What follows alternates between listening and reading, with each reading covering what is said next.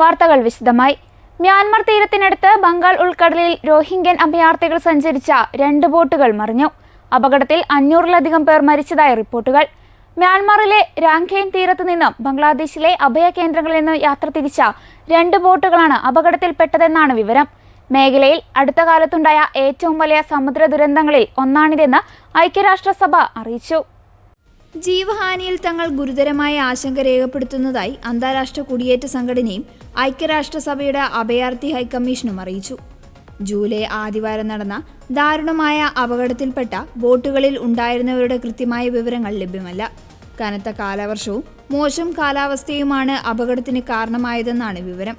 പ്രാഥമിക വിവരങ്ങൾ പ്രകാരം ജൂൺ അവസാനത്തോടെ മ്യാൻമറിലെ സംഘർഷബാധിതമായ രഖൈൻ സംസ്ഥാനത്തു നിന്നാണ് ബോട്ടുകൾ പുറപ്പെട്ടത്.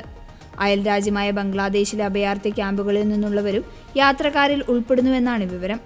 ഏകദേശം 250 പേരുമായി യാത്ര തിരിച്ച ഒരു ബോട്ടുമായുള്ള ബന്ധം പുറപ്പെട്ടതിന് പിന്നാലെ തന്നെ നഷ്ടപ്പെട്ടു.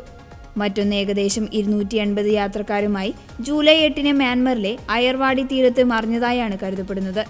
മൺസൂൺ സാഹചര്യങ്ങൾ ബംഗാൾ ഉൾക്കടലിലെ യാത്രയെ കൂടുതൽ അപകടകരമാക്കുന്നതിനാൽ റോഹിംഗ്യകൾ അപൂർവമായി മാത്രം സമുദ്രയാത്രകൾ നടത്തുന്ന സമയത്താണ് ഈ ദുരന്തം റിപ്പോർട്ട് ചെയ്യപ്പെട്ടിരിക്കുന്നത്.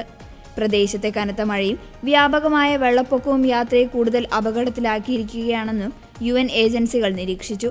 മ്യാൻമറിലെ പീഡനത്തിൽ നിന്നും ദാരിദ്ര്യത്തിൽ നിന്നും രക്ഷപ്പെടാൻ ശ്രമിക്കുന്ന അഭയാർത്ഥികൾ കഠിനമായ വെല്ലുവിളികളാണ് നേരിടുന്നത്. സൈനിക അടിച്ചമർത്തലിൽ നിന്ന് പലായനം ചെയ്ത ഏകദേശം 1.2 ദശലക്ഷം രാജ്യമില്ലാത്ത റോഹിംഗ്യകൾ ബംഗ്ലാദേശിലെ തിരക്കേറിയ അഭയാർത്ഥി ക്യാമ്പുകളിൽ കഴിയുന്നുണ്ട്.